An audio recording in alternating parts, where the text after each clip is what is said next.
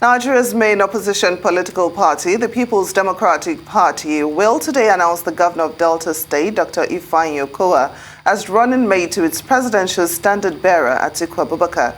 Okowa has been among a list of potential candidates from the southern part of Nigeria being considered for the job by a special committee set up by the party. The committee is led by a former Nigerian Minister for Foreign Affairs, Tom Ikimi. Other governors also considered for the top job are Nyesom Wike of Rivers State and Akwa Ibom State Governor Udom Emmanuel. The searchlight was also on one or two others from the southeastern zone of the country. The Independent National Electoral Commission had set Friday, July the 17th, 2022 as deadline for all parties participating in the 2023 general election to submit the names of their presidential and governorship candidates as well as their running mates to the Electoral Commission. That PDP Vice President Selection Committee is about now converging on the party's national headquarters at Wadata Plaza in Abuja, from where we are now being joined by Arise Correspondent Mary Chinda. Mary, thank you so much for joining us on Newsday. First of all, I would like you to talk to us about reports that Atiku Abubakar has settled on Ifeanyi Okowa as his running mate. Oh, well, it's just that day after several speculations and all of the news that have been going on online. Just about some moments ago, about 30 minutes ago, we saw the arrival of the governor of Delta State, Ifeanyi Okowa, who truly was about the first of these big names to arrive this place today. We actually also have seen other big names arrive. I mean, the former Senate President David Mark arrive, amongst other people who are actually arriving. And we hear that the presidential candidate of the PDP, Atiku Abubakar, is also very much around here. And we're just all expecting for this big announcement to be made. I mean, we know that 3 names were actually submitted by the screening committee. That is, of course, the Rivers State Governor, Nyesom Wike, and of course, Ifeanyi Okowa and Emmanuel Udom over Akwa Ibom State. Right now, I would say that nothing is yet confirmed because we're waiting for this big announcement to be made. But we've seen the heavy presence, of course, of all of this party chieftains and Ifeanyi Okowa.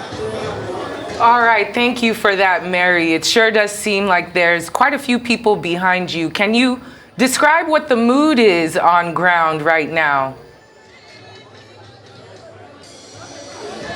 Oh, well, different groups here having different interests of who they think should have made a better vice presidential candidate for Alhaji Atiku Abubakar. So we're just seeing people drop down here in different pockets, different groups, but it's that of expectation, you know. So far there are a lot of, you know, Deltans around here who are showing some kind of optimism and of course some kind of joy because of the expectation that Ifeanyi Okowa is going to be the one getting the vice presidential ticket, as against all of the build-up that we've been hearing about Nyesom Wike of Rivers State emerging. But so far, until the news is put out there to us, we're all expecting. Very well said, Mary. Well, would you say that this decision or this pick is cast in stone? Because we also understand that Atiku Abubakar is supposed to present Okowa, you know, to be screened by a committee already impaneled for that purpose. So is this pick of his set in stone?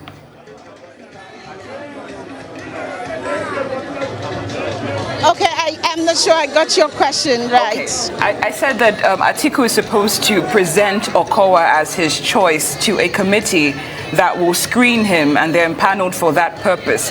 So I'm asking what that process might be, and if this pick is one that is set in stone, or there's a chance for another pick based on what the outcome of the screening will be. Well, I mean, different political experts would have different views.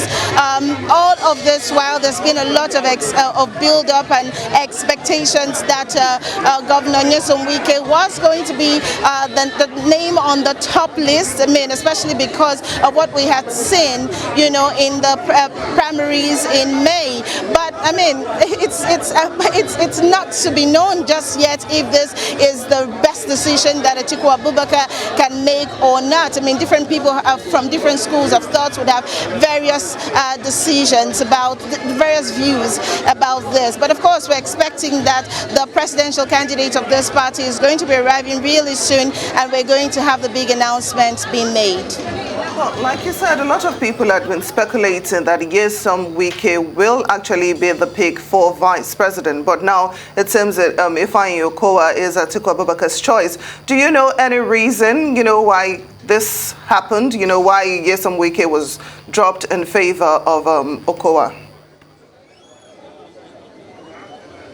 Well, I mean, from all of the story that I've been following over time, it is going to be sounding repetitive to go back to telling you the story about how Nyesom Wike had actually been the preferred candidate, and this is because, I mean, of his passion, the energy that he exerts. You know, we saw all of his performance at the party primaries. He came second, you know, polling over 200 votes, while Atiku polled well over 370 votes. So the passion that he has, he's been a party loyalist over time. You know, he's been in the PDP over time, and even went at about yesterday when the other video was making the rounds over social media of him having a conversation with some other person online as to whether or not he was going to cross carpet from the PDP and all of that. But the posture that we've seen of Governor Nyesom Wike is that of loyalty. He's maintained loyalty and strong faith, you know, in the PDP over time. Now, one of the things that he had said even before the primaries was that whoever emerged as the flag bearer of the party, he was going to support such a person. Whether or not that posture is going to change right now, we do not know until we hear who it is that is officially declared the vice presidential candidate of the PDP alongside the presidential candidate Atiku Abubakar. But one thing that everyone knows is that Nyesom Wike has been a party loyalist, has got some popularity. This is not to say that Okowa is not exactly popular, but Wike has been a name that has been ringing, that rings a lot more bells, you know, within the party and of course outside of the party. Now, let's also note that all of these names, these two names are actually from the south of Nigeria. Both of them are actually from the south, so it creates some kind of affinity, you know, from people from the south and southeastern extraction of not just the party but across the country. And you're definitely right about that. Okay, Mary, while you were talking, I saw, I think it was Dino Melaye crossing.